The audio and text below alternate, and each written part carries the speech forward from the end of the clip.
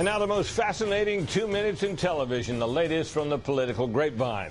One of the men claiming to be the maker of those shoes hurled at President Bush earlier this month has had to hire 100 extra workers to cope with the surge in demand for his footwear.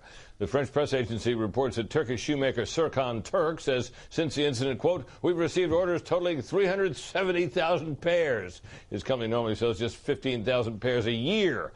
But after the Iraqi journalist Muntadar al-Zaidi threw his shoes at the president during a December 14th press conference, orders flooded in from Iraq and across the Middle East. The company is even fielding orders from around the world, including 19,000 requests from the United States.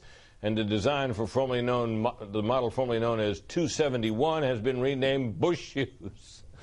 If you think the evangelical minister Rick Warren is in hot water with the gay community, well, what about Pope Benedict? Warren is catching heat after President-elect Obama announced Warren would deliver the inauguration invocation.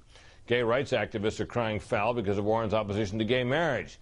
The London Times reports the pontiff is under similar attack after giving a speech Monday in which he said, quote, "It's not simply outdated metaphysics if the church speaks of the nature of the human person as a man and a woman and asks that this order of creation be respected," adding that non-heterosexual relations are, quote, "destruction of God's work."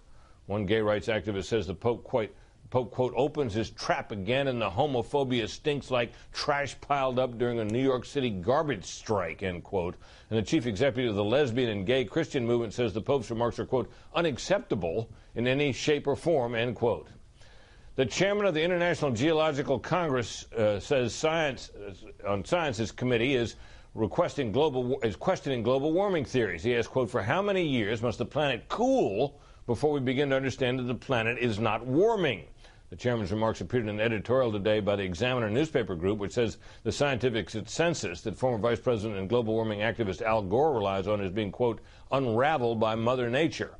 The editorial adds, quote, "Ice is expanding this year, not shrinking, and there were 115 record low temperatures reported in the United States in October. It appears that 2008, the National Climatic Data Center now says, will go down as the coldest year in a decade." And finally, a man ordered by a civil court not to associate with fellow gang members has been charged with violating his probation.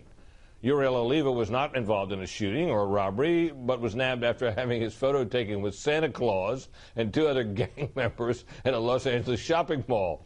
In the photo, one of the men is sitting on Santa's lap, and all three are flashing gang signs. The probation officer found a keychain with the photo in Oliva's pocket.